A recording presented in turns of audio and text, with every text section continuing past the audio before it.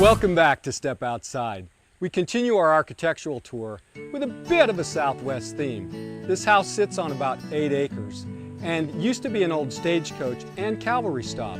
And in fact, this site has both been lived on and visited by people for thousands of years because there was an old artesian spring here that offered a constant source of water here in the desert. So from ancient Indians to somewhat modern cowboys, people have been here for a long time.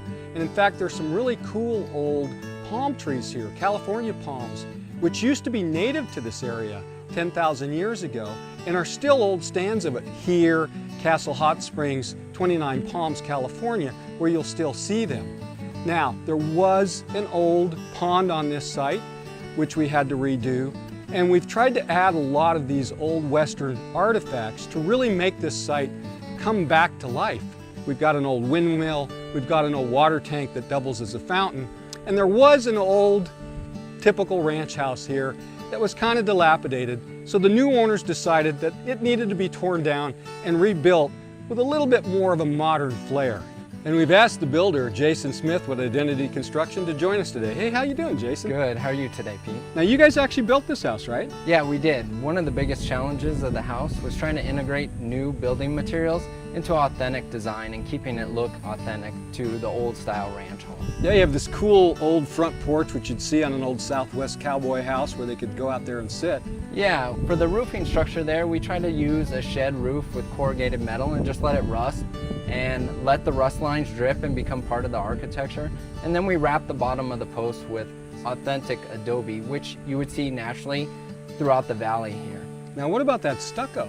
The stucco is actually a modern day product. It's a synthetic stucco, but we used 1/4 inch minus granite and mixed it in and troweled it on.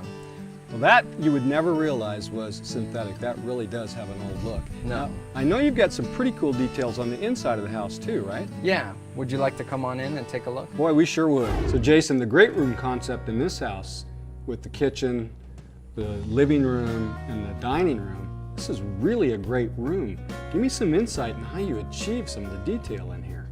Well, we try to carry a lot of the authenticity through the whole house. So you'll see the old stove over there is probably from the 1930s, and it was all refurbished and it's actually fully functioning. Some of the other things you'll see is in most homes these days you'll see faux beams that are up in the ceiling that are non-bearing and non-structural.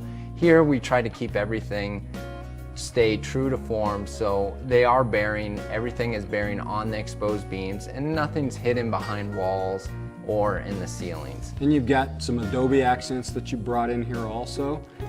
The ceiling of here, this isn't drywall, it's another cool wood?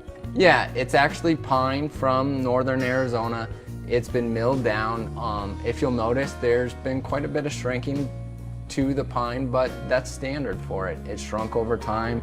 The owner didn't want to go up there and caulk it or chink it as known, and so we left it and it's authentic. I don't see a refrigerator in here.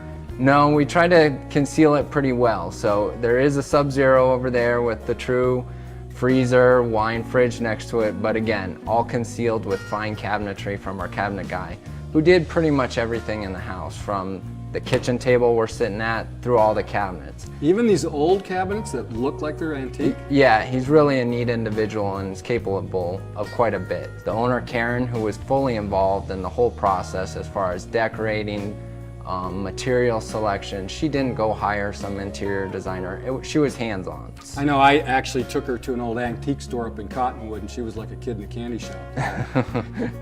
But these counters, what are those? Those are zinc counters. Actually, our granite guy did those on the side on the weekend. The owner, he wanted to tinker with them. We actually laid wet rags on them over a long weekend to kind of get the authentic patina to them.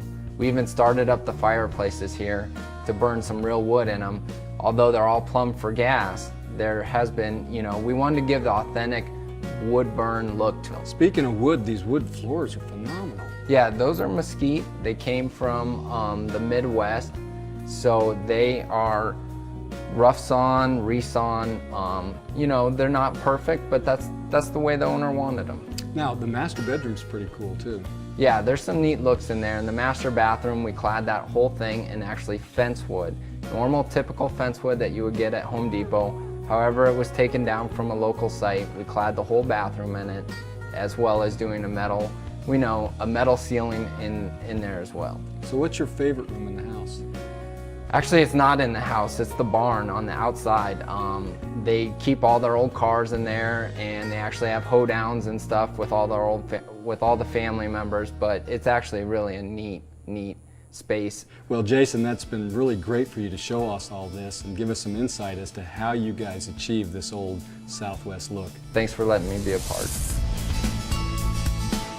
Next on Step Outside, we take a tour of a home designed with modern influences.